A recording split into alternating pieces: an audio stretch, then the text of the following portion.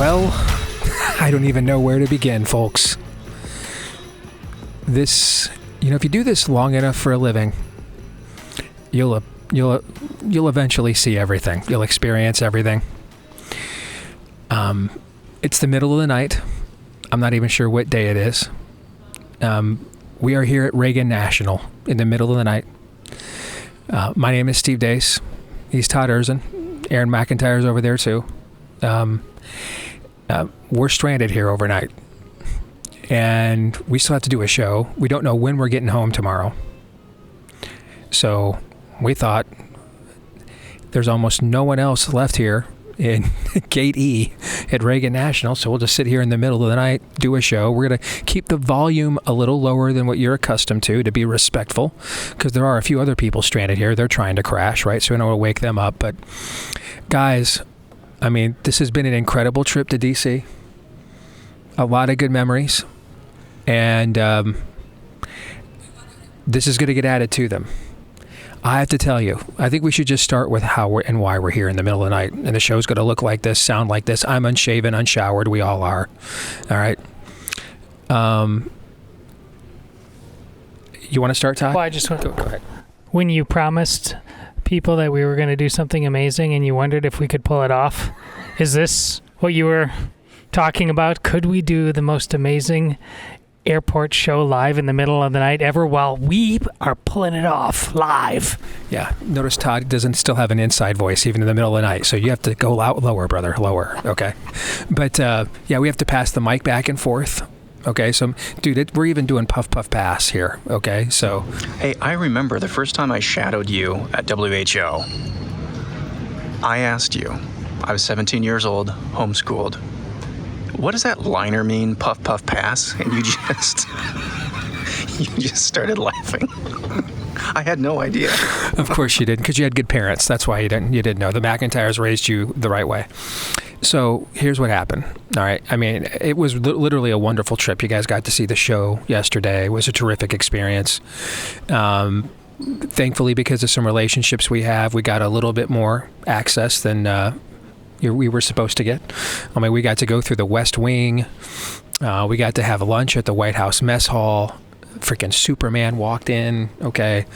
I mean, and then as we were leaving the White House that afternoon, I get a call from the vice president's office on my phone. You and I are in the car together. And they want to know how long I'm going to be in town. The vice president Vice President Vance wants to get a chance to meet me. So they want me to come by the next day. And we thought, I'm not big into scheduling late night departures, because I'm always paranoid that the flight will get canceled and we'll be stuck at the airport, because that happened to me once. And once it happens to you once, you'll think it happens a million times, right? But this time I made an exception, because we thought we should stay here the second day as long as possible, just in case something breaks loose, right? And so the vice president calling you up out of the blue, saying, hey, come by the White House in the West Wing tomorrow. Let's chat. That seemed to be like providential, right? It was meant to be, right? And so we'll get into the meeting with the vice president and everything else. It was cool. It was very cool. All right. So, but we get over here. We spent a good portion of the day at the West Wing and then at Heritage, and saw our buddy Tim Young over there and Kevin Roberts and the whole outstanding team there. Come over here. We're relaxed. We're ready to go home. And I'm watching the board on our gate here at Reagan National. Okay. And we're down to 9 minutes to board, guys. And there's a key facet in the process missing when you need to board. A plane. I mean, there's got to be a plane there. And I'm watching the countdown on the board, 15 minutes, 12 minutes, and I'm like looking at the gate, pretty sure there's no plane, right? And I can already prophetically sense what is coming. And Todd, of course, thinks I'm just whining, kvetching. All right. Aaron typically is nonplussed. Can it be both? Yes. Okay. And we get down to 9 minutes, and they finally tell us that the incoming flight was delayed, as if they just now found this out. Okay. So then they delay us for an hour. All right. So I look at these guys and I say, guys, I've seen this before. I was wrong. I've never seen anything like this before. Okay. So they then delay us for another 45 minutes. And the gate attendant gets on and he tells us that because now our plane has landed and is at the gate. Okay. Well, no. First thing he tells us when the plane arrives is, all right, we're going to do a quick, boarding process to get you back on schedule. So get ready. Okay. 45 minutes goes by. We aren't boarding. Okay. He comes on and says, now we're delayed an hour. And he tells us, but don't worry, we're just missing the crew. And they'll be here, quote, momentarily. Okay. All right. And I start pacing. I look at you guys and I'm like, buckle up. Okay. Another 40 minutes goes by. No crew. Another 45-minute delay. Another 40 minutes goes by. No crew. Another delay. Okay. Now we're at 2 hours of a delay. All right. On a flight that was already an hour late. So then they switch our gate. Bring us all the way over to the E-gate now here at Reagan National. They start the countdown clock to board again. We get down to like 21 minutes. And again, guys, there's nothing to board. There's no plane. There's no plane at the gate. Okay. So then they stop the boarding countdown. And then it says flight closed. Like it was completed, like we all boarded. My wife texts me. Amy's like, hey, glad you got on the plane. We're not on a plane. There's no plane. There's not even a plane here. There's been a plane here the entire time. All right.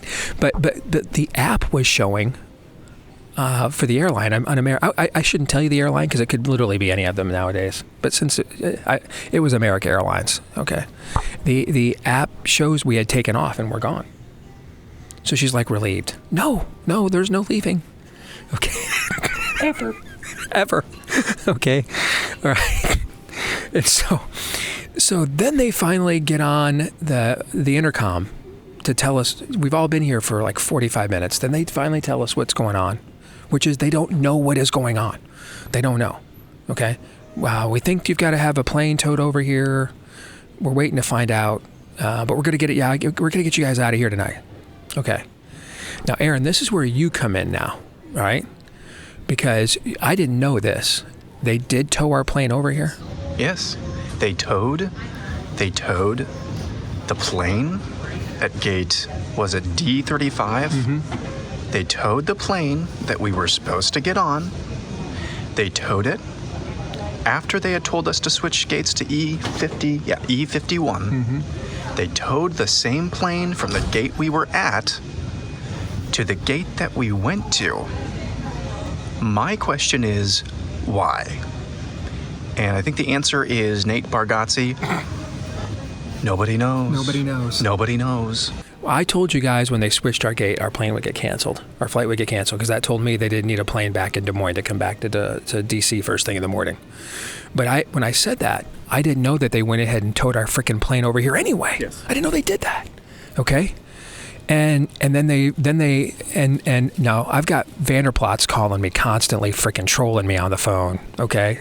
Because he's trying to get under my... Well played, Bob. He's trying to irritate me. All right. And after the third time he calls me, okay, I hang up the phone and they announce that the flight's been canceled. Okay. And then he calls me back and he goes, he's trying to troll me again. I'm like, dude, don't. Flight is canceled. He goes, oh, I'm sorry. Okay. So then we just made the decision. We're just going to crash here. Because it was like 1 a.m. Then you have to go get a hotel, and then you still have to. Then you got to brave the D.C. traffic, and for what, 3-4 hours of sleep? That's not worth it. 2 hours with the traffic. Yeah, with the traffic, it's just not worth it. All right, and then we decided, you know what? We've got enough equipment here in Aaron's bag that we could do kind of a makeshift show. All right, let you guys in on this, and then we also don't like ruin each of our schedules for 2 days in a row. If we do this show now, then we can upload it and go get some sleep, and get back on a regular schedule because this has been a crazy couple of days, right? We've been up at 5 a.m. the last 2 days in a row in order to get everything ready and done for all the meetings and everything we had the last couple of days. But I'm telling you, I fly 15 to 20 times a year. This is absolutely the most, no weather warnings, no emails beforehand. They give you like, hey, weather could disrupt your flight patterns, and nothing. This is the most incompetence I have absolutely ever seen. And to have it happen in an airport that bears the name of the great Ronald Wilson Reagan is in particular symbolically disappointing. So here we are. Todd, your thoughts. And remember, inside voice. Well, first of all, I think you held up pretty well so far. I mean, the night's young. So far. Well, I went and got some caffeine. I think. Over Aaron's case, I went and got some caffeine. And they had a Baby Ruth bar. Wait, sorry. Say that. I went and got some caffeine, and they had a Baby Ruth bar. And I usually only get like 3 Baby Ruth bars a year at Halloween. Right? So I'm pretty doped up. I don't do a lot of caffeine, as you guys know.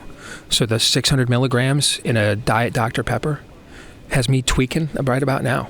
I mean, I am tweaking hard, okay, on top of the sugary nougat center of the Babe Ruth. All right, so who knows how long this will last. So take advantage of this adrenaline high that I am on right now. Yeah, for sure. Because there's been phases. There were some lows. As you know, he loves uncertainty. He loves question marks. So yeah. Here we are. I have a little experience of this when, as you know, when my daughter Ainsley won a national championship. We flew out to Oregon. Our flight was canceled. We had 24 hours wandering the earth in Denver, and then on the way back, we slept overnight because our connecting flights were so late and so early getting in. So I've done this before. But yeah, I think it was, Aaron, and when Steve was at his lowest, Aaron and I were talking about maybe doing like a redux on Citizen Kane and just in black and white and wandering, just following a camera. Yes, it's Steve wandering around the halls. So there's been, and this is only our first segment. This may get darker as we get into hour 2. Yeah, so but I think I like the fact that we didn't just say, hey, we're going evergreen. We said, no. We will not be defeated. And so I don't know if people have already turned off this episode once they see it, or if this is like our greatest work yet. But I think it's worth a shot. Oh, man, what can we say? I mean, I was starting to embrace Steve's dark mind, actually, pretty early on. I was, the dark travel mind, I should say, because he's been through it. I mean, this is PTSD run amok. And after they said, we're going to bring a captain here momentarily. Todd, what did I say to you? Ron Howard, narrator voice. The captain was not there momentarily. And then after we got delayed again, I said, if the captain shows up here, and it's a DEI captain, we need to exit the airport immediately and just go walk into the Potomac, because that seems preferable to what we've gone through and probably are about to go through tonight. You know what we could all probably use, and I don't even drink it? Some coffee. Like from our friends over at First Cup Coffee Company. All right. We still got to make sure we do business here, man. Especially this show. This is going to be a day long remembered. This is going to go down in the annals. The amount of memes we're going to provide our audience that are going to be just completely, humiliating us for years to come out of this excursion. Okay.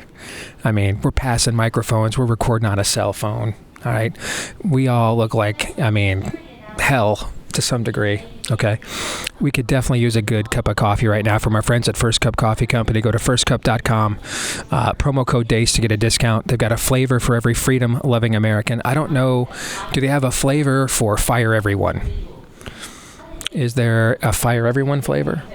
How about hostile takeover? Can we get Elon Musk to buy the airlines and doge them all? Is that a possibility, right? Those are some potential flavors that First Cup Coffee Company should consider, all right? So firstcup.com, use the promo code Deace, all right? Promo code Deace at firstcup.com. And then I need to mention this too. because this is also kind of a metaphorical segue. All right. My next speaking engagement coming up in June is called The Last Stand. And that's a little bit what Like Tonight feels like. All right. All right. This kind of feels like The Last Stand. All right, so I'm going to be there coming up in Cali, coming up here June 21st. But it's not just going to be me, Riley Gaines. It's going to be there. Pastor Jack Hibbs is going to be there. Heidi St. John, Seth Gruber, and more. You're going to get unfiltered truth, no platitudes. It's just real answers, real worship, real encouragement to live like Christ. And just to show I am getting more Christ-like. I don't know if you guys noticed, but I voluntarily walked up to a couple of people I don't even know and asked them how they were doing and if they found a way home. Because this may shock you, but I genuinely did care, at least for a moment. I saw that. All right, so I'm growing. All right. So if you want to use my code Deace, go to thelaststand.com, get your ticket so that you can come to this outstanding event happening June 21st in Southern California. You don't want to miss it. Code Deace10 to get your ticket at a discount. Bring your church, your kids, and your doubts. But leave the fear at the door, because we're gonna make sure we encourage you to be bold. It's time to take a stand. Go to thelaststand.com. That's thelaststand.com and use the code DACE10 at checkout for the discount at thelaststand.com. All right, so let's do this. Let's try to. There has been a ton of news that has come out over the last couple of days while we've been travailing. We were off yesterday or Tuesday. Again, I forgot what day it is. All right, so I think it's actually technically Thursday now. All right, so we were off Tuesday for travel, and then also to record at the White House. And then today was the White House show. We got a ton of great reaction from that. Or yesterday was the White House show. What day is it again? So thank you guys. All right, so there's been a lot of breaking news. We're going to get to a lot of that over the course of the rest of the program. A few clips in particular that have caught our eye over the last couple of days that we think needs our unique ability to provide insight from a biblical worldview to apply to. But I thought we should first put a postscript on everything we saw the last couple of days in D.C. and now we've got maybe more time to germinate on it because we don't have to fit interviews in, right? Okay. So it's kind of an open forum. We had lots of conversations on and off the record. I will tell you, the conversation I had with the vice president and his team today, I spoke to him and his team today combined for roughly an hour. And we talked about several topics, starting with just kind of a get to know you, The vice president made it clear he's heard a lot about me. He said was fascinated just to get to know me a little bit better. One thing I will tell you we talked about that I don't think he'd mind is there was a moment where we sat in his office in the West Wing, and we looked at each other, given our backgrounds. I mean, the story of him and his family and growing up in Appalachia and around the drug and alcohol abuse, right, that is chronicled in his book and film. Our audience obviously is very familiar with my life story. And we kind of just randomly looked at each other and said, what are the odds that the two of us would be sitting in here on a random Wednesday morning, shooting the breeze in the vice president's office inside the West Wing of the frickin' White House, And we just kind of looked at each other, and I looked at him and I said, human beings can't do that math, brother. That was providence. That's just math. I looked at him when he brought that up and I just said, Mr. Vice President, you and I couldn't have done that math if we tried. We couldn't have plotted that out. And then he said something very interesting to me. He said, I have to tell you, many days on this job, I can feel like the hand of providence on what is going on and what's taking place in the country right now. So let's start there. Some thoughts on just that aspect of it. Hey guys, we have to go back over to the West Wing in the morning because I need to go meet with the vice president. We're from frickin' Iowa, guys. Now, if JD were here, he'd be like, dude, I'm from frickin' Appalachia. You know what I'm saying? There really is only one place on earth where these kinds of stories are just as routinely written as we see here in our own country, Todd. Well, and whether it's Vice President Vance or everybody else we interacted with no matter how high or low a post that they have, they seem to share a level of hope and purpose about returning the possibility of such stories to as many people as possible, like a real sense of duty. That, like, over their dead bodies, is it going to turn into what it's been for the last 4 years? And but they're also going to have fun doing it. I and like I told several people while we were here, I grew to hate my country on many days when I got out of bed the last 4 years, and this. I was hearing music and poetry. I've always kind of been a bit of a, I don't dislike Washington, D.C. I think this place should be a stop for families before Disneyland in many respects. It should be a mirror to who we are, and it's been a really ugly mirror. And I think we're getting it cleaned up with people who aren't just doing it for themselves, but they're doing it for the people they love the most, the ideas they love the most. And my goodness, even in the first Trump administration, that didn't necessarily seem to be the agenda on any given day. There are people who understand either we do this or it's not going to get done. Yeah, and I think one of the things that stood out to me, I don't want to betray any private conversations, but it wasn't really sensitive information, but our friend Rachel, you mentioned her at the close of the show the other day. She took us to lunch, and she works within the government. She works for the Trump administration, and she said something along the lines of, I've got a 1-year-old now, and I don't feel like I'm that good at my job anymore, which is not true. She's a highly capable individual. But I feel like maybe the only thing that I'm here for is to do my prayer walk around 1600 every day. I'm like, if that's the type of people, even like the median or average person in this administration, that is light years beyond. I mean, even comparing it to the Biden administration is doing that injustice. That's not a fair comparison. That really, really stood out to me just from her.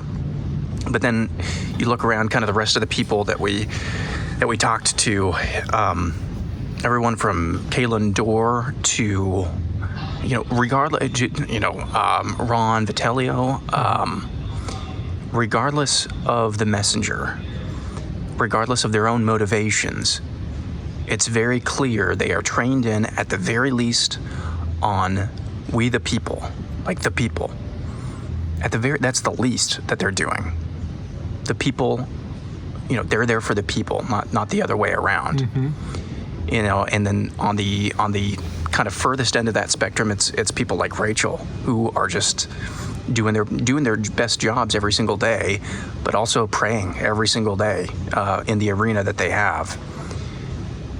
Again, trying to compare it to the last administration is just not fair to this current. It is. Yeah. That's why they can't mix. They just can't mix. And so that was really cool to see. I was really looking forward to seeing the energy there, and it's palpable. It's palpable around there. I just hope and pray that permeates to the degree that it needs to at the local level, down to the local level. Because if that type of resolve, that type of messaging, and that type of just missionality, regardless of your motivations, if that permeates down to the local level, this thing is over. It's game, set, match. So, again, this administration, Todd has brought this up so many times now. This administration is leading where, in many cases, the pastors should be leading. And just in the little time that we got to spend there yesterday, in terms of energy alone, in terms of focus alone, it very much is an example to follow. Yeah, I didn't get the sense people were overwhelmed, but actually eager to serve, as you said. I mean, the energy level was infectious. I mean, it really was.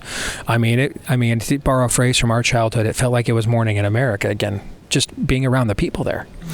Now, maybe the problem here at Reagan National is really me, because we forgot to tell the audience. I basically caused a national security alert at the White House gate this morning. Gosh, because I accidentally put my last name and my middle name in the or in my last name in the middle name section of the White House waive or permission form. Okay, and that literally required 11. He told me 11 different people had to go in and adjust that, and I could just tell I really ticked off the Secret Service guy, and I don't blame him. I just looked at him like, I am ashamed. Okay, because he's got. Your penance was you had to stand there while having to go to the bathroom. Oh gosh, so I had to pee so bad. All right, I'm sitting there thinking, I am going to pee my pants at the White House. All right, but they were very understanding. And in fact, as soon as I got in the West Wing, they took me to the private bathroom in there, and I couldn't help. I'm sitting there taking a leak, and I'm like, do you know how many other famous people probably sit right there on that toilet seat right there? I mean, have been in this room. When you're in that West Wing, you think about stuff like that, you know? And it was funny when a JD's guy said, I came out and I was like, I couldn't help but ask myself, what kind of important historical people have sat on that toilet seat? You know? And when a JD's guy, Luke, is like, don't feel bad. I was here for the first term. And he goes, I was paid lower than the low. He goes, and I had to go to the bathroom, and I kind of went in there, kind of iffy whether I'm allowed or not. And I forgot to lock the door. And he goes, the previous vice president, Mike Pence, just walked in. As I was going to the bathroom, I was like, excuse me, sir. Okay. So, I mean, they were, you know, very cool about it. They took me back over to the Eisenhower building and gave me a chance to have a private tour of the vice president's ceremonial offices. And they just opened up the desk drawer, and vice presidents going back decades have signed their signatures there. And you see Dwight Eisenhower's signature there, because it was originally his desk, because it was his building. And you stop and think about the fact the entire federal government was originally in that Eisenhower building. Okay? That blows your mind. That building's not that old. Okay? It's just, you know what's back? The aura. Yeah. The aura of what it means to be an American feels like that is back. Is that a good term for it, Aaron? Yeah, and I think you kind of got the first indication of that with the, don't call it State of the Union speech, the joint address to Congress. You really got the first feeling of that, but that was, not to use the same term again, but palpable. You could really feel that. Mm-hmm. And I'm sure you could, you know, going back yesterday. Oh man, I just was geeking out, you know, and to just, you know, the room we were in on Tuesday, and you were like, you got to go stand over there, because that's literally where Dwight Eisenhower would host press conference, the very first televised press conferences in the history of the White House. Dwight Eisenhower stood right at that podium in the Indian Room where we were, and that, I mean, the man that won World War II stood there, you know, and just to think. And here's the thing that it also gives you. Not just us or them, but us, a sense of duty and obligation. As you like to quote John Adams all the time, a republic if you can keep it. That ultimately, that aura Ben Franklin, thank you. That aura came at a great price, and one that we will have to be willing to pay if we're going to sustain it and moving on into future generations.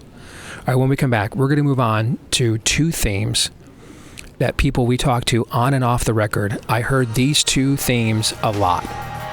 And it was about the other two branches of government. Let's discuss that here in a moment. Stay tuned.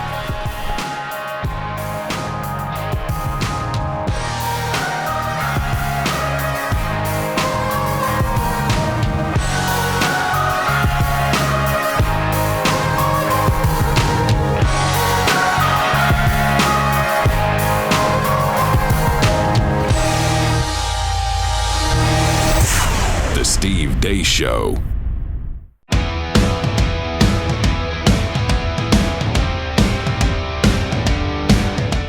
All right, we're back here at Reagan National in the middle of the night. I literally have no idea what time it is, what day it is. I don't know. All right. I do know, though, we are brought to you by our good friends over at Voice of Judah Israel, and you guys have, your generosity has been a lifeline for them.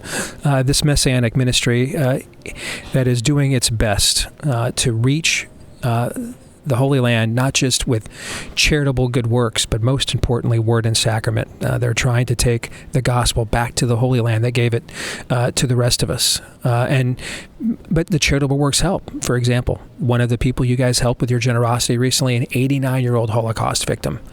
She has food on her table right now because of the generosity you've shown Voice of Judah Israel. All right? So they're not just humanitarian efforts, they're divine appointments, but they do evangelizing, catechism, discipleship as well. Right now, your gift of just $35 a month provides a month of meals for families and creates an opportunity to share the hope that can only be found in Messiah Yeshua. So if you want to be their miracle today, go to vojisrael.org/Steve. That's vojisrael.org/Steve. VOJ for Voice of Judah, vojisrael.org/Steve. All right. As we kind of put a bow on our experience, the good part of it anyway, in D.C. the last couple of days, on and off the record, the two primary concerns that I heard are the two primary concerns that all of you have. I can tell you that the people at 1600 Pennsylvania Avenue have the same concerns you do, on and off the record. Whenever the topic, let's start with Congress.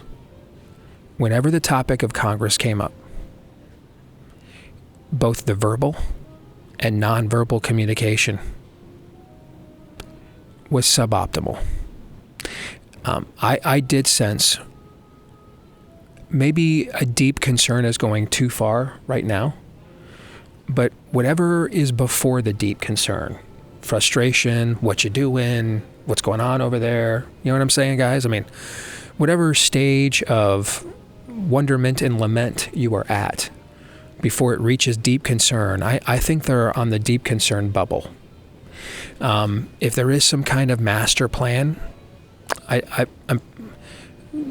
mean, we talked people that are high-ranking administration officials. We talked to people that are, everyday servants in the administration. And I didn't get a sense that if there's a master plan at work here between the White House and Congress to roll out, all these bills later this year, nobody at the White House we talked to was aware of it. I can promise you that. There is, and I also got the sense they were kind of walking on eggshells where they didn't want to throw Republican Congress under the bus. They recognized the majority is very small, but I at the very least, could we say they were eager to get some reinforcements, Todd, from the legislative branch? At the very least, could we say that? Yeah, and it's not just for political help. I think there's a sense that this goes beyond that. And Steve, you already mentioned, Franklin, a republic, if you can keep it. It's kind of a sense that, a coup in reverse. We think of a coup as an aggressive posture, but a coup would be committed by the legislative branch of government on the Republican side through apathy.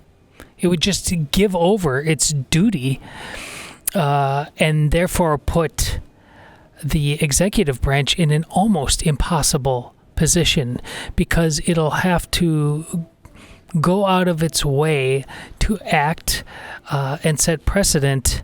And even if it does it with nothing but the only goodwill left remaining in the government, it'll have been set up both by the legislative and then, of course, the rogue judiciary to constantly have a target on its back. I mean, the media is going to want to paint this executive, just as it has in the past, as a usurper, when it, quite frankly, is the only one that is trying to legitimately paint within the lines that were designed by our founders. Yeah, I said we did a stream with Tim Young yesterday, and I said that the wonderful things that the Trump administration has done in the first 100 days has set it on a collision course with the other two branches of government. It ought not be that way. It ought not. But it is. And collisions aren't always bad. On a football field, if you're playing offense, collisions are good. If you're the one that are, if you're the offensive lineman setting the block so you can move the ball up the field. But a collision is coming here. I think in both other branches. Of course, with the judiciary, we've talked about that ad nauseum. They're going to have to say no. They're going to have to put their foot down. We've covered that many, many times, many, many moons, not just this administration, but the last one. But in terms of the legislative branch, Congress, at some point, what did I see? Tom Tillis? Again, he's the guy who tried to, at the last minute, hold up Pete Hegseth's nomination. What did I see yesterday? He's trying to hold up Ed Martin for U.S. Attorney for District of Columbia. Ripe for a primary. So this is they're going to have to put and exert pressure, and it's so unfair. It really is. Okay, I'm a guy a year ago saying let's just say I was not sold on President Trump. I was willing to be, but I wasn't sold. A year later now, seeing what they've accomplished in the first 100 days, it's not fair for anybody, but President Trump, we need even more. He's got the world on his shoulders right now. But if he wants to have a legacy, if he wants to get his agenda done, he's going to have to buck the judiciary, and he's going to have to exert pressure and make an example out of somebody, hopefully somebody's in Congress. So that's the collision course that they're on right now. And it should not be this way. Congress should be following President Trump's lead, not being an impediment to it. Right now, though, it seems like on some level, especially with the Tom Tillises of the world, they want to be an impediment to it. And on another level, like Todd just brilliantly pointed out, great point at 12:30, 1 o'clock in the morning, that apathy is in and of itself an impediment. So that's the collision course that they're on. The president has been loath to do this, and really we saw this in his first term too. Really, the only time we've really seen him exert pressure on Congress has usually been to get the most based right flank, where our friends are, to be quote unquote team players with the rhinos in order to stop government shutdowns over reconciliations and budgets. Right? Okay. And hey, I've been adamant from day one. I want this administration to be successful. We need this administration to be successful. And I think it has had a very successful launch. So I say this with no other motivation other than I want this to be successful, because I think the country needs it desperately. And I want a lot of the kinds of people that we are that are serving in that administration to be successful too. Okay? So with that as a disclaimer, let me say this. This will not be a successful administration if the president does not exert pressure on people like Tom Tillis, like he does the most based right flank of the Republican Party. He is going to have to get the Main Street Bill Kristol coalition of this party to fall in line. Otherwise, they won't. And we're going to lose 30 House seats minimum next year. And Trump will be dealing with an impeachment saga the first Tuesday in January of 2027 when the new Congress takes over. That's all Democrats will do. They'll just impeach him every week. That's what we're looking at. That's the future. It sucks. Okay? The guy's out there fighting 55 battles right now, trying to end wars and everything else. Okay? But it sucks. I'm uncomfortable asking one person or one entity to carry this much water, but it's where we are, And right now, the Republican Party is Michael Jordan before he got Scottie Pippen and Horace Grant. Okay, is that a good analogy? Yeah. So it sucks to say to Michael Jordan, "Hey, we're going to need you to put up 50 against the Celtics tonight instead of 38." Okay, but that's kind of where we are. So that's what we're going to need him to do, right? So. He's gonna have to put his thumb on the scale where Congress is concerned. I just don't think it'll act sufficiently on its own without his pressure. Okay, and that brings us to the other thing I heard quite a bit about the last couple days. it was communicated to me very clearly from multiple people I talked to that the president is on his last nerve with the judiciary branch. And I mean, I'll say this: I had conversations this week that I would have never imagined being able to have in the White House, even just a few years ago. I'll give you one anecdotal example. A little birdie I talked to while we were here said that the president was very frustrated because he was informed before he got off Air Force One to do the Michigan rally the other night that he had to be very careful about what he said about all these immigration cases in front of the courts, because the courts will use what he says at his rallies as testimony against him. And rightfully, President Trump is like, well, listen, man, I'm a politician. I don't get to advocate for my policies because the statements I use will be, and the reality is, yes. The Babylon Bee came out with a headline earlier this week. President Trump resigns to become even more powerful as a district court judge. Okay, that's kind of where we are. I mean, this afternoon we had a federal judge basically say there's no such thing as immigration enforcement. That you cannot detain people and remove them without going through an entire due process, each and every individual single one. Guys, we don't even do that for Americans. Okay, hey, grab a gun and go hold up a bank and point it right at the teller. And see if the sharpshooter for the SWAT team across the street, okay, see if they wait for you to get due process before they pull the trigger on your ass. You know what I'm saying? So we're saying to criminal illegal aliens, one district court judge says, every single one of them, every single one, they've already committed a crime by coming here. Every single one of them goes through the same kind of due process an American doesn't actually get. There's no way to enforce immigration policy. We don't have a border if that's the case. And so I do believe that they will defy the courts. They've actually defied them in some subtle ways already. But I think we are getting to a direct confrontation here. And how they manage that and how they message that, I think, will be vital. But I heard everywhere I went and everyone I talked to at the White House this week, too, was on there, made it very clear that President Trump is on his last nerve where the judicial insurrection is concerned. I'm confident, based on a lot of the messaging you just gave and have given on this issue, and then tying that to what we heard from a lot of people, no matter what issue they're talking about, they have a capacity to get behind this. Once the president has the appetite for it and wants to be consistent on the messaging, I think they can pull this off. The hard part about playing chicken is knowing when to flinch.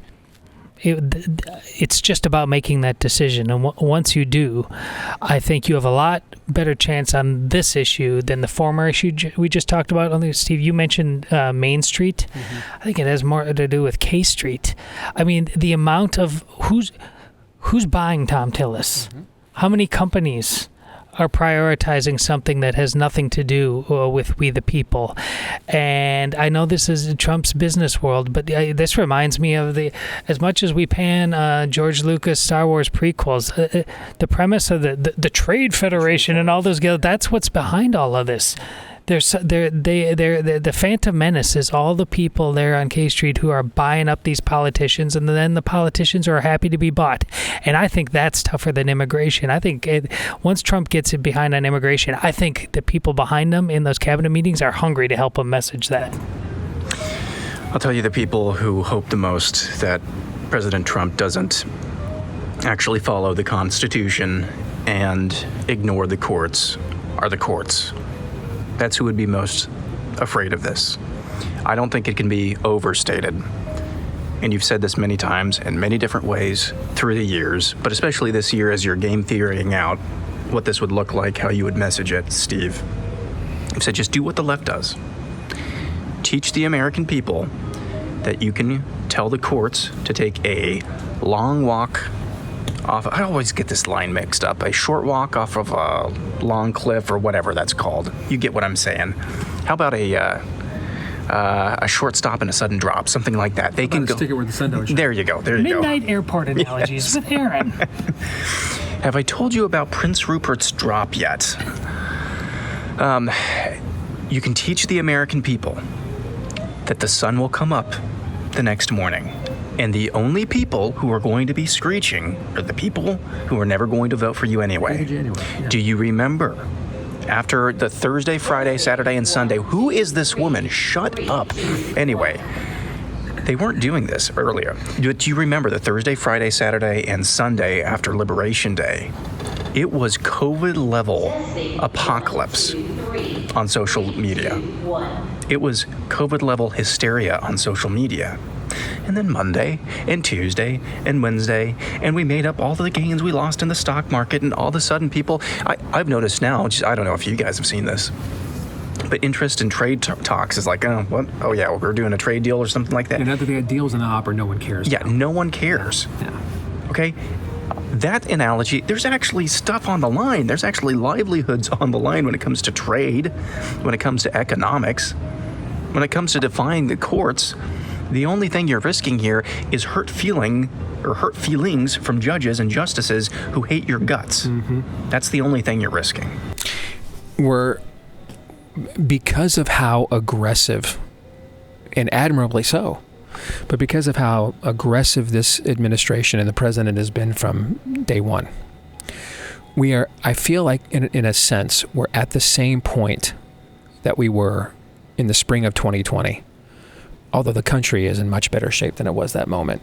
But it was very clear that the arc of that year was not going to change unless Trump fired Anthony Fauci, which is why we tried to convince him to do it on shows like this for 5 months, and then he never did, okay? I'll never forget the day you called me when right around Easter, he said we're going to open the country back up, and then it went into from 15 days to the 30 days, and we never recovered. Yep. He never got back on offense. And you hear the interview we did yesterday with Kalen Dorr, and he talked about the need to sustain this and come up with other ways to get on offense, right? Well, he's going to have to put his thumb on the scale where Congress is concerned, and he's going to have to confront the courts. Otherwise, they won't be able to sustain this momentum, I don't think. All right? All right, when we come back, there was some other news that's gone on the last couple days. We want to address that. Stay tuned.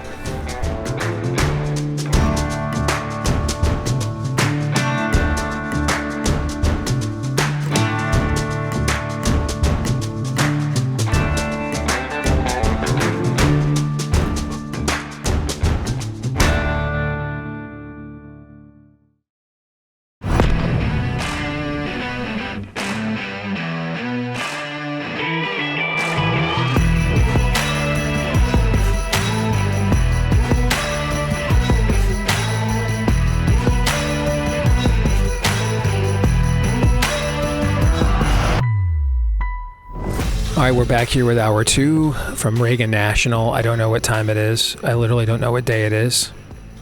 I just know it's the middle of the night. And I know I'm running out of caffeine here, guys, so you're going to have to talk a lot more here in this second hour. All right? You can carry me home here, okay? Let us know what you think about what we think via the stevedeace.com inbox. You can email me, steve@stevedeace.com. That's DEACE. Like us on Facebook, MeWe, and Gab. You can follow me at Steve Deace Show on X, Instagram, and TikTok. And then don't forget to subscribe to our new YouTube channel, please, at Deace Show on YouTube. That's at Deace Show on YouTube. And then make sure, if you're a podcast listener, that you leave us a 5-star review. Thank you if you've done that already. Hit subscribe, or on Apple, iTunes, hit follow. That means if you do that, every time we drop one of these new episodes, whether we're in the studio, whether it's the middle of the night at an airport, whether it's the White House, okay, that episode will show up in your feed each and every single time. And thank you for doing that for us as well. And thanks to our friends over at Preborn. You know, we have Mother's Day coming up. Obviously, Preborn's got kind of a thing for moms. Okay, they'd like to see a lot more of them, right? So last year alone, Preborn talked 67,000 women out of being murderers and into being moms. And your generosity here at The Blaze was a big part of that. So let's keep that going. Make a tax-deductible donation today at preborn.com/Steve. That's preborn.com/Steve. Your gift of as low as $28 can fund an ultrasound that gives a baby who's threatened by his own mother more than twice the odds that he's going to live and that his mom will make the right choice to become a mom and not let any more of the darkness into her life. So make those tax-deductible donations today at preborn.com/Steve. Again, that's preborn.com/Steve. All right. Anything else on the White House visit you guys want to cover on or off the record that we haven't brought up that we can address without betraying any confidences or anything? No, it was just just a huge privilege. Just a huge privilege. That's all. Yeah. That's all I can say. I mean, looking back at it, kind of in the rear view mirror, had we gotten President Trump himself, or J.D. Vance, or J.D. Bhattacharya, or RFK Jr., or Tom Homan, or any number of people that you've heard of, or had we gotten the janitor, had we gotten the first floor, elevator operator, it was a privilege to be there. Irrespective of who we got to talk to, who we got to meet, it was a real privilege. Just the serendipity, though, of Dean Cain walking in. I didn't watch that Superman, but I know who he is, and I didn't recognize him when he came in. I recognized him right away. Yeah, I know you did. Rob, at the Blaze, he texted me as he was watching the show last night, and he said, Dean Cain has ridiculously huge hands. I'm like, I didn't notice that, but I guess he probably... Did you notice that? I did not, Rob, and I'm a little concerned that you did, brother, to be honest with you. Okay. No, it was just a privilege. You good? Anything you want to add, or is it time to move on? It's just a privilege because it's a privilege to be a citizen of this country anywhere you are, not just because you happen to get a tour of the White House. And that's what really, if we remember that more days than not, we're going to be okay. If we don't, we're not. That's a good word to end it on, too. All right, let's talk about some of the other news that's come out while we've been reliving a Hitchhiker's Guide to the Galaxy here for the last 72 hours, all right? There are some clips that, Aaron, you would have absolutely highlighted in your montages the last couple of days that we would have been compelled, convicted maybe even, in order to address. One of the main ones we have to start with. And I say this, have you guys seen one of the people that's stranded here with us? They're crashing over there. No. It's a young lady, single young white woman, and she's wearing a Harris Wall shirt. Wow. Yeah. So she's about 50 yards from us, so I doubt she's going to hear this. Okay. But this clip... interview her? Should we bring her over? No. Live? No. Let her get some sleep, more than we're going to get tonight. All right. But Tim Walz continues to be the gift that keeps on giving. All right. So let's start with this clip from the former Democrat vice presidential nominee. I knew I was on the ticket, I would argue, because we did a lot of amazing progressive things in Minnesota that improved people's lives. But I also was on the ticket, quite honestly, because I could code talk to white guys watching football, fixing their truck, doing that I could put them at ease. I was the permission structure to say, look, you can do this and vote for this. And you look across those swing states, with the exception of Minnesota, we didn't get enough of them. All right, so number one, this is Tim Walz admitting he sucked at being a VP nominee. It blows my mind. He just literally says, well, I was put on the ticket to reach the base of people that we didn't reach anywhere we needed to reach them. Okay. Here's the thing, though. That's not in any sense of like self-awareness or reflection, because he's out there doing this publicity tour to launch a 2028 campaign. Okay. I mean, he's openly admitting, well, they put me on the ticket to reach the base of people that we didn't reach and kicked our rear ends. Okay, so that just unintentional self-parody notwithstanding. Guys, you're on a first date. Okay. And you're digging her. You think she's digging you. It's a good vibe, right? And in the middle of the conversation, right? Eye contact is there. In the middle of the conversation, she finds a way to drop in the phrase permission structure. Odds there's going to be a second date, Aaron, if that were to happen. Very low. Very low. Like, about the odds that I don't know, who played in the national championship against Ohio State. Notre Dame. Notre Dame. About the odds that Notre Dame is the 2025 college football playoff national champions. It's not In a game that already zero. took place. In a game that already took place. It's not zero, but, some dimensions would have to be crossed for that result to be changed at this late hour. Yes. So Todd, new neighbor moves in next to you there in Carlisle, Iowa. Okay? Come over across the fence, introduce themselves. Kind of homespun Midwestern exurb, right? And in the middle of the introductory conversation, your new neighbors, the phrase permission structure gets dropped. Your thoughts are what? I go into the garage, get a can of gasoline, probably. Just start splashing it on the siding. Just, make a point that how we rethink this relationship here. Help me. How do I share a culture, folks? How do any of us share a culture with people who think in terms like permission structure? First of all, you have to understand what they think that means you and I are. In a way, what they're saying is, we're not human beings. We're programmable. We're brainwashable. We're algorithms. We're formulas. And if they provide the right code, they will get us to behave the way that they want us to. And this is not unique to this venue. This permeates the entire leftist worldview. It's what's happened to medicine. Your primary care physician doesn't treat you too often anymore like their individual patient. Okay, you have a diagnosis. He checks the CDC or CDC guidelines and lines up. You're a code. Okay, your diagnosis is your code, and your code lines up with these guidelines, and we treat it with this, usually this prescription. Okay,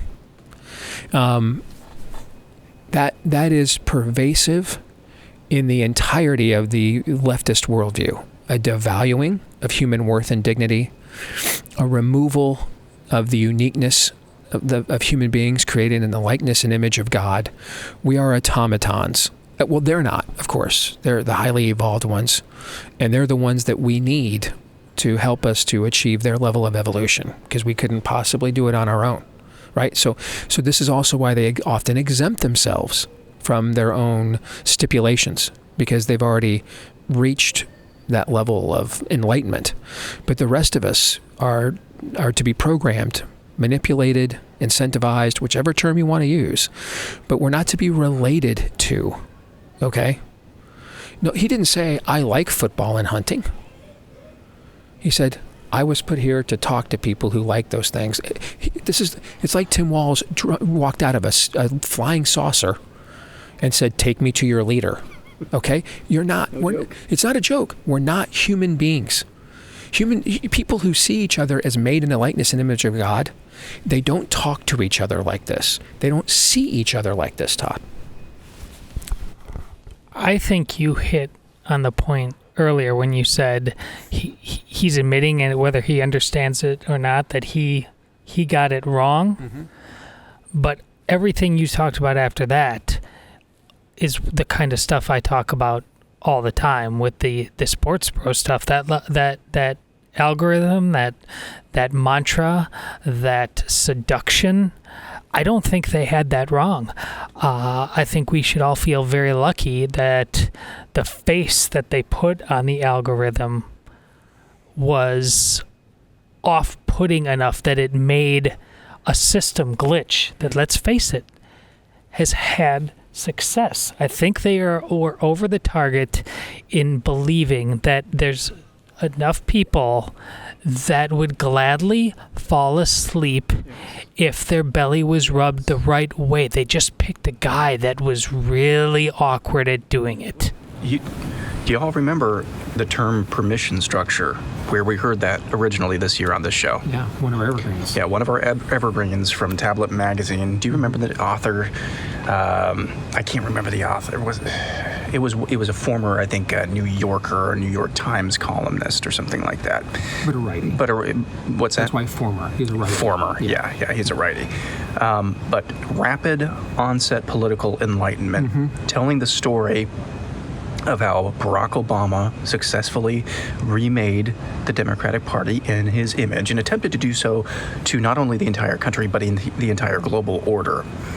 And it wasn't really the story about Barack Obama so much as it was the story of David Axelrod, whose, I think, mother was a lawyer and father was in marketing or something like that. And so he had this keen understanding of how to sell people on the right ideas or the right things or the right people that they should be voting for.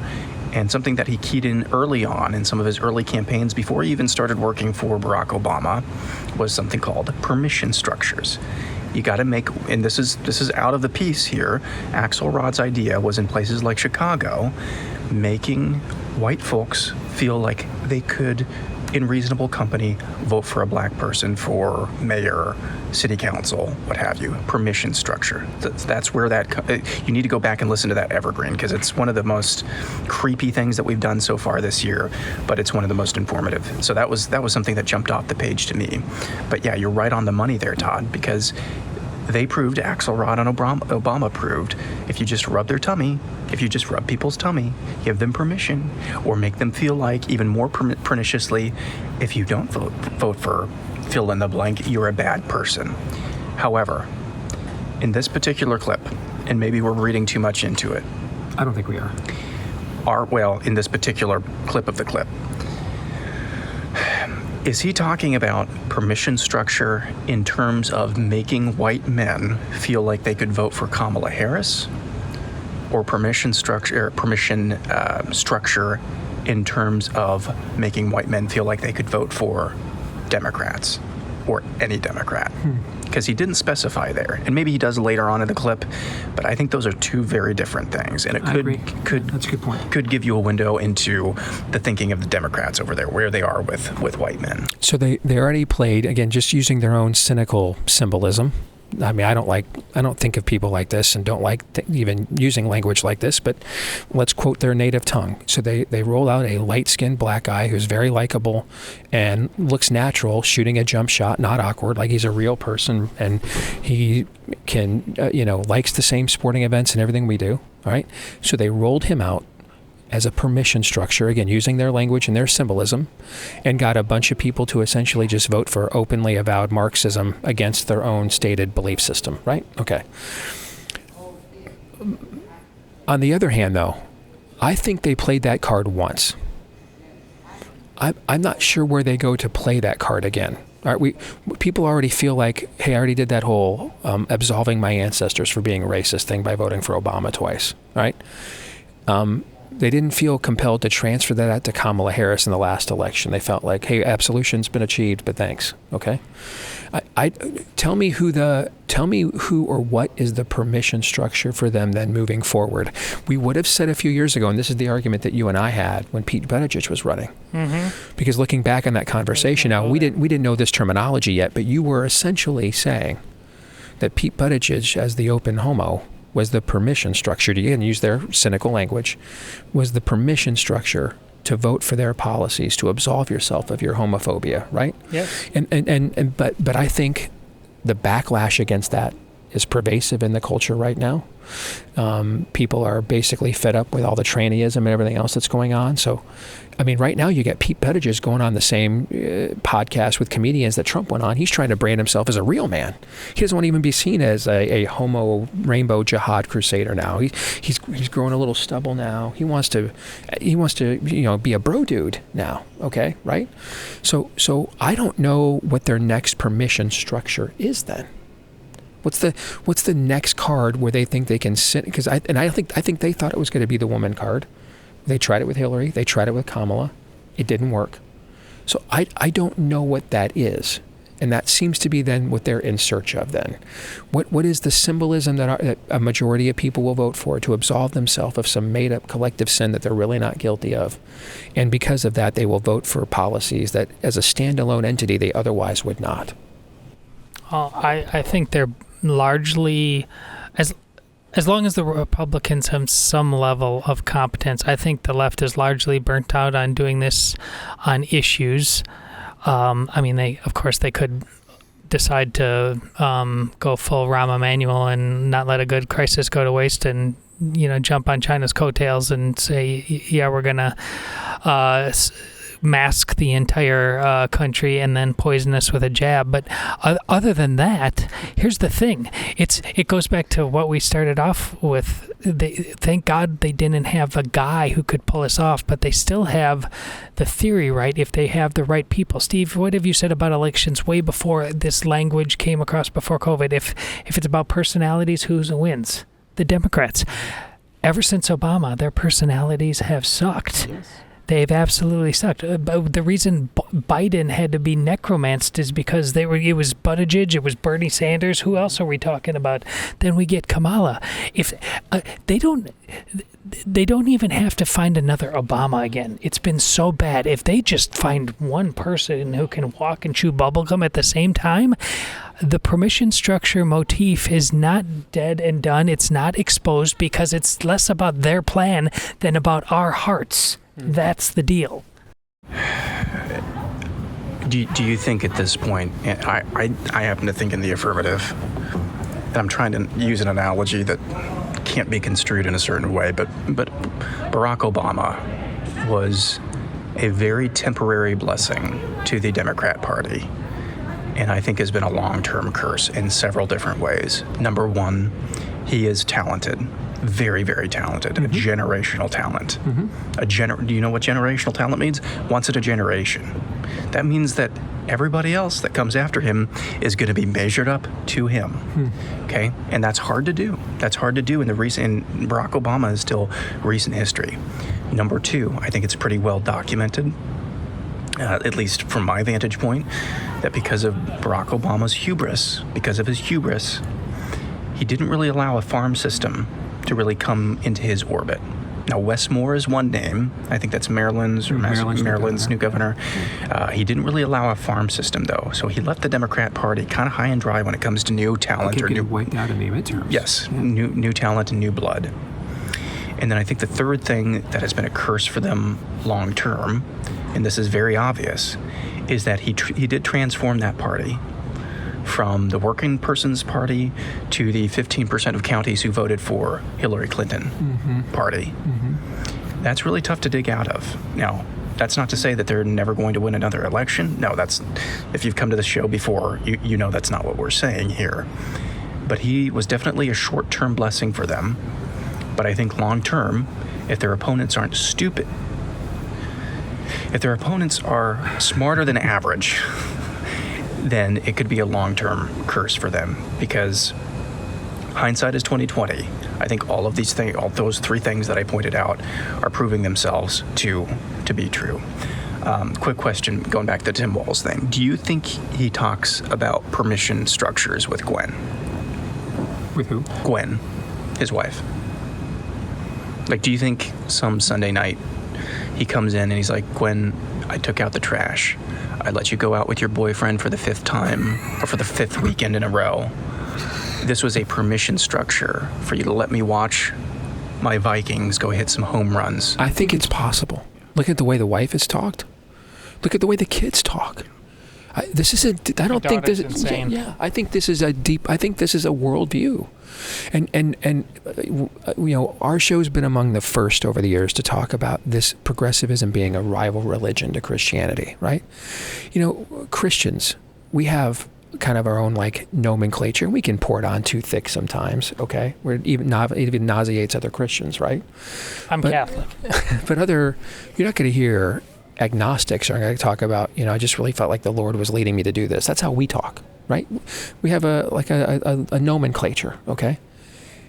So do they, okay? And the reason why their nomenclature seems foreign to us, because if you've got agnostic friends and they're like, well, how come you haven't made that major life decision to move or take the new job yet? And you're like, well, I'm waiting on the Lord to see if he wants to, lead me to tell me what decision to make. They're going to look at you like you're retarded, right? Because it's a language they don't understand, okay? That's how we look at them. When they use terms like permission structure, this is their version of, hey, we're waiting on the Lord. This is their subculture, right? They're letting you in. This is the internal dialogue. Look at the way the crowd reacted in that clip. Oh, yes, of course, yeah. Just like if you were on stage at a church and the pastor said, hey, hey, you've got a big life decision coming up. What are you going to do? And you were like, right now we're just praying it through, waiting on the Lord, The audience would be like, oh, yeah, okay. That was the reaction he got for using the term permission structure. You got to see what we talk about there with this is a rival religion. And if we do not accept that on our side, and most of all, if our churches do not accept that, we will ultimately not defeat this because their level of conviction will end up exceeding our own. And right now we have the momentum, but they'll keep coming back and coming back and coming back and coming back. And we won't drive the proverbial stake through the heart here because we won't see the depth of what it is that we're really up against here. All right, before we move on, a word about our friends over at Deace Medical. I know a lot of you have heard about some exciting stuff on social media with ivermectin and mebendazole.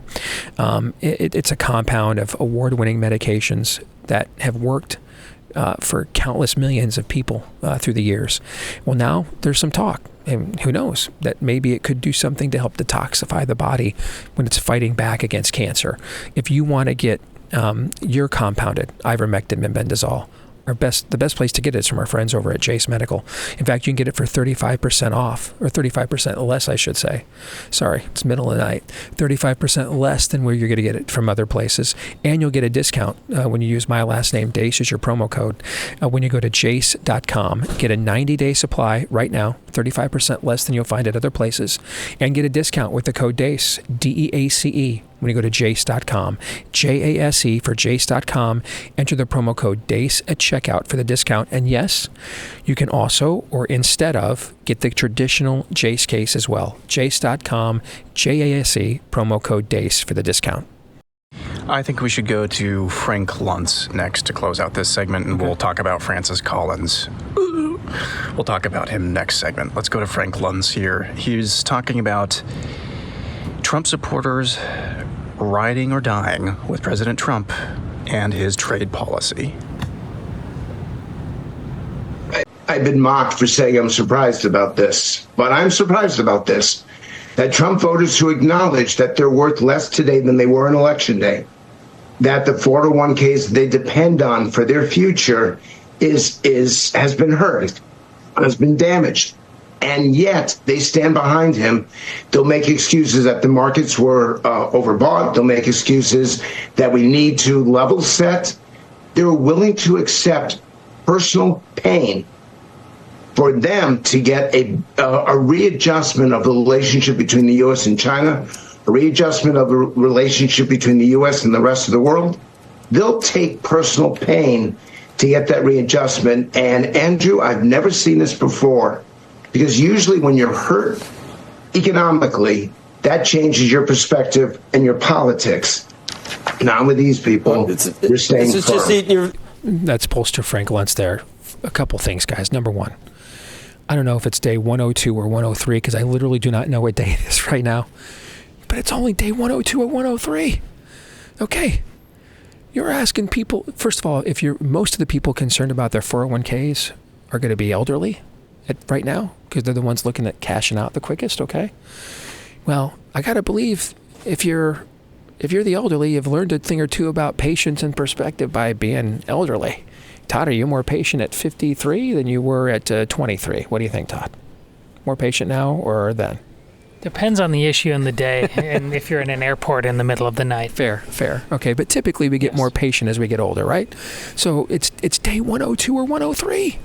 We're not 9 months into this. I think it's May 1st right now, right? So it's not September 1, October 1, okay? So my goodness, asking people, hey, are you out already? And it's not like he's some brand new political figure. Dude's been the leader of this party for a freaking decade. Yeah. Okay? That's the thing where it's like, what are you talking about, yes. Frank? But to give the benefit of the doubt, this ties into the last clip we just did. When your alternative is people who use phrases like permission structure, You're going to be pretty patient with your own team. Can I get a witness on that? You're probably going to give your own side. Like, let's go to the neighbor analogy I gave you, Todd. The other neighbor across the street, all right? Normal people, you like them? They just smoke way too much weed, man, okay? But they don't use the term permission structure in an introductory meeting. You might be inclined to put up with the weed smell a little bit longer because they might be stoner jagwagons, but they're not friggin' communists. I mean, when the alternative is the people who say permission structures, you're going to give your guy, I think, a little bit more rope, don't you think? For that reason, and also, I can't believe he's being tone deaf about, because he does polling like this all the time. Frank knows that Donald Trump has reshaped the Republican electorate. He got union households to come over and things like that.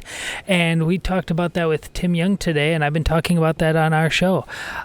There's a lot of people right now. They're not just coming to a one-moment economic issue. They're the ones way before me, certainly, and my learning curve in this has been profound for me.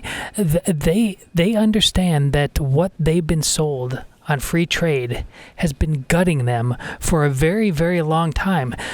And they've been sacrificing for decades households like that. And finally, here in this moment, they can see the truth behind this. They don't even think about it in terms of short-term sacrifice.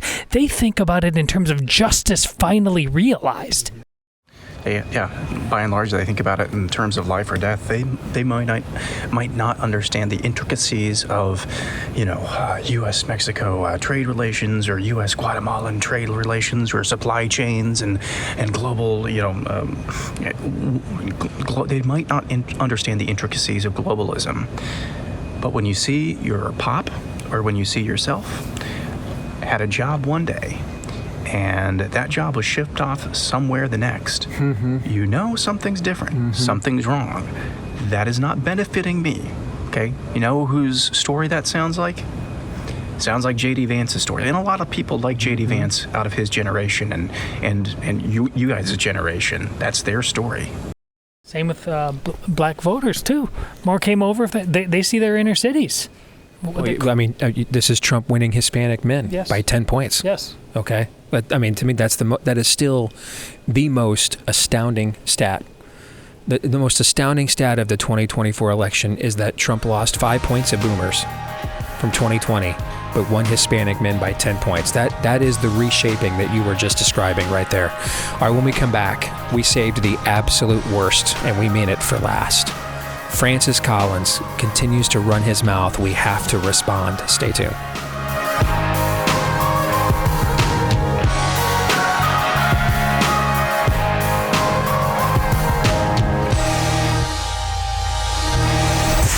The Steve Deace Show.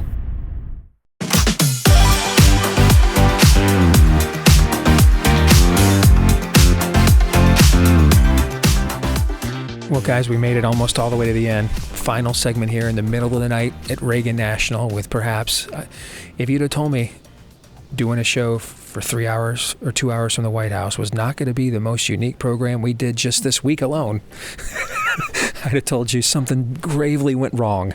And yet it did. So here we are. All right. But something has gone really right for the Blaze recently. We should mention this. I should have mentioned it at the top of the show, so forgive me. But Nicole Shanahan, I've just been very intrigued by her over the last year and a half, because her selection as RFK Jr.'s running mate, and just my initial research of her, kind of turned me off to him as a candidate when I was actually very enthusiastic about it originally. But I've said many times over the last few months, she's growing on me. Okay, she has demonstrated a level of discernment that I underestimated, and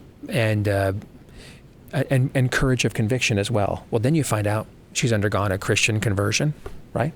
So that kind of maybe explains some of those things that we've seen over the last year plus. Well, she has been a major voice for reform in the country the last year plus, especially. She's bringing her show here to the Blaze. We're very excited about that with Nicole Shanahan. If you want to be a part of that, her TV show, Back to the People, she's going to dig into the conversations that legacy media wants to ignore. Great interviews, insight, untold stories, but also Solutions. Okay. So if you want to get in on the action with her, go to youtube.com/Nicole-Shanahan. That's youtube.com/Nicole-Shanahan. All right. And get a sneak peek at her show before she joins Blaze TV and help us to welcome her to the Blaze. And this, again, has to be kind of surreal for you, man. I mean, you and Sarah Gonzalez used to have like this, watching you guys get together, it was like, watching a secret society get reunited, and you guys were like speaking a language the rest of us thought was just peculiar and did not understand. And now we're all trying to learn you guys' language, and now we're hiring Nicole Shanahan as well. It's kind of surreal for you to kind of watch your subculture kind of go mainstream, at least on the right anyway. Very much so. Amongst my family, we used to talk what level of critical mass would have to happen for some kind of awakening on this to happen. And unfortunately, the one we all agreed upon the most actually did happening. The COVID was a global disaster. And as Steve has written about in 2 books, the people were the experiment. We were the lab rats at large. Now, children have been experimented on, whether it's mRNA technology or vaccines, for a very long time.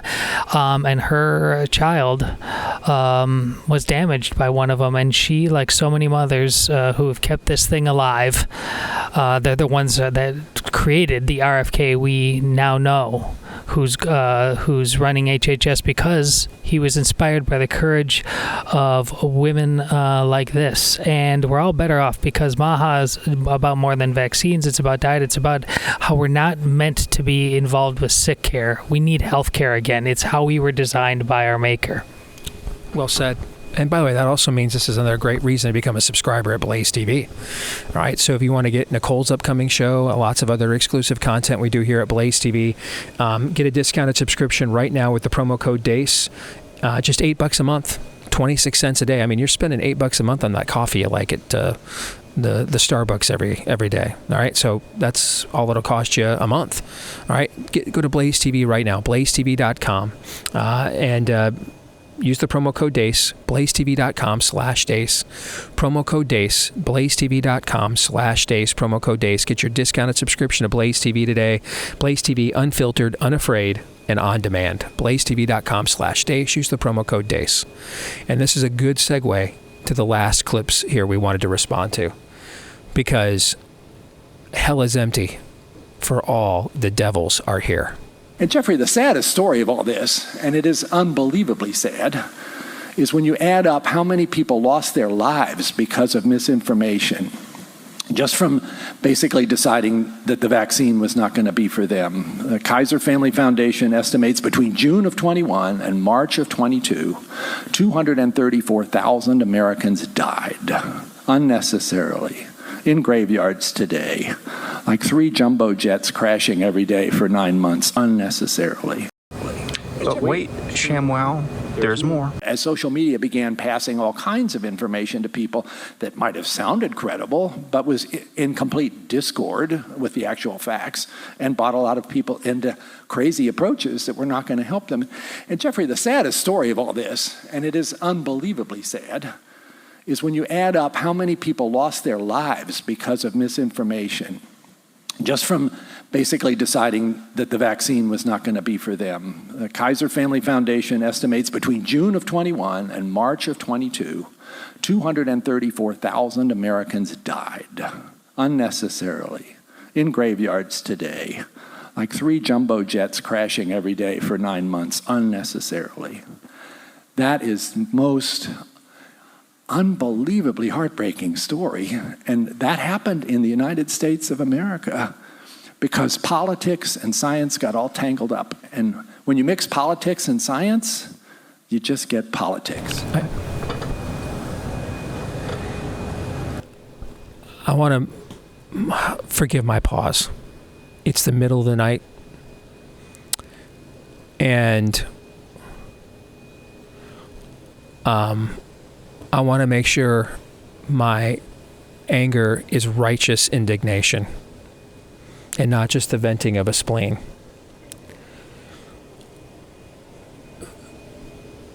Because that is, what you just heard is straight up demonic as hell. Just straight, I mean, I there's no chaser.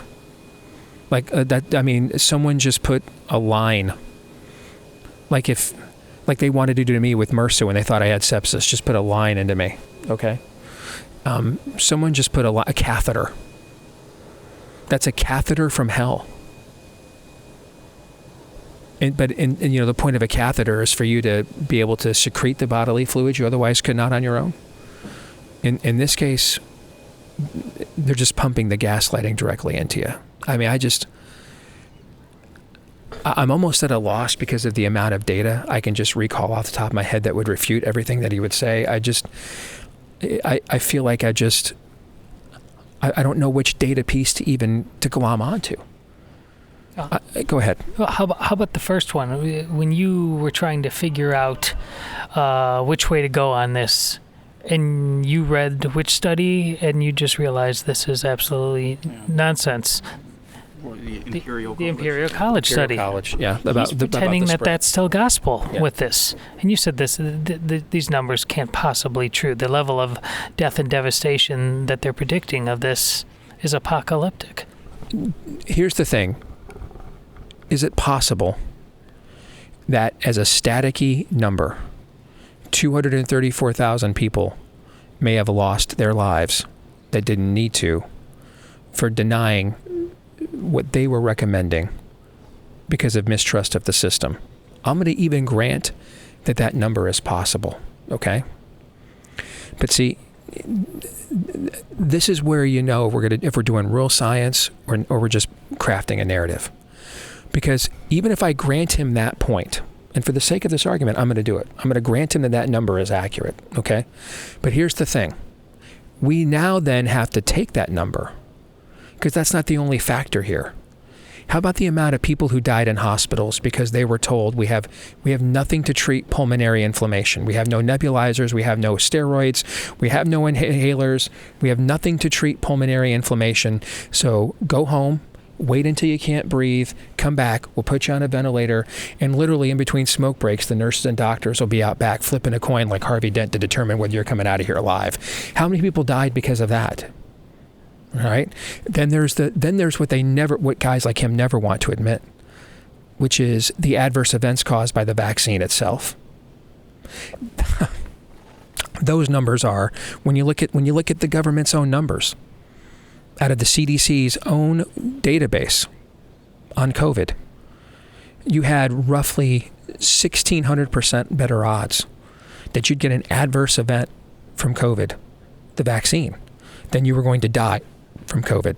Something like 300% higher odds that you'd get an adverse event from COVID, the vaccine. And I'm putting it that way on purpose because COVID and the vaccine, in my opinion, are the same strain. Okay?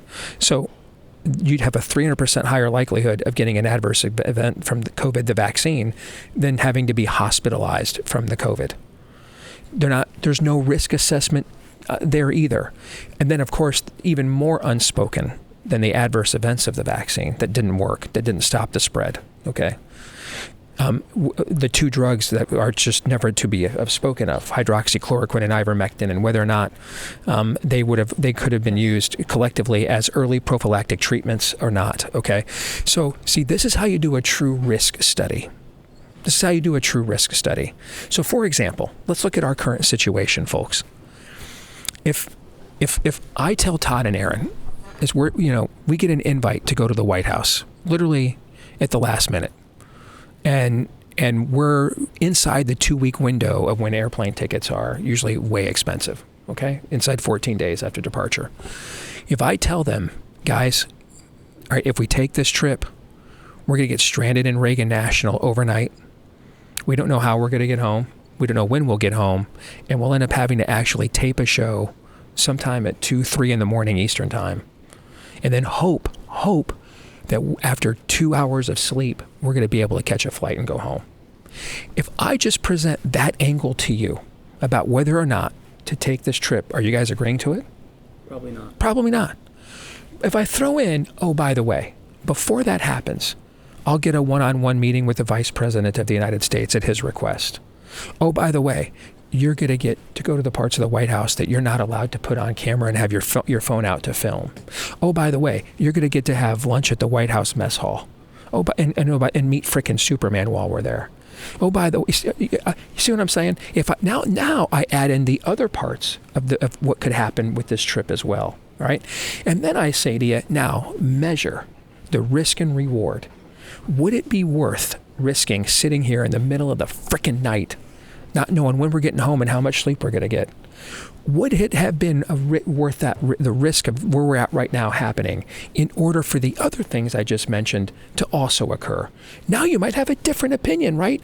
Because now you've got a fuller picture of what the risks and the benefits are. And now you're doing a true risk ratio benefit actuarial analysis rather than someone's ham-fisted agenda, right? I didn't even bring up Rem death is near.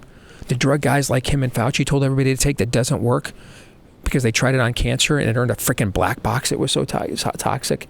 See, even if his number there is right, and I don't think it is, but even if it is, it's still a lie, because it's that those 234,000 are not factored in with all of the other factors that go into a true treatment. But see, when you're viewed as a freaking permission structure and not as a human being, they don't do things like that for you. Instead, they give you a narrative and a slant to get for your permission structure to consent, as opposed to treating you like a human being and saying, listen, you're in this, like I said to my mom when the vaccine first rolled out.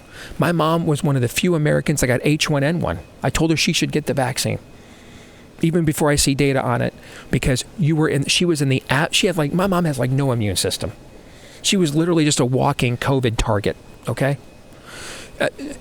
There's a risk-benefit ratio to her that's different than 99% of Americans who didn't get H1N1. Actually, 99.99% of them who didn't, right? But see, we get to have those conversations when we treat each other despite our differences like human beings, made in the likeness image of God. We love our neighbors, we love ourselves.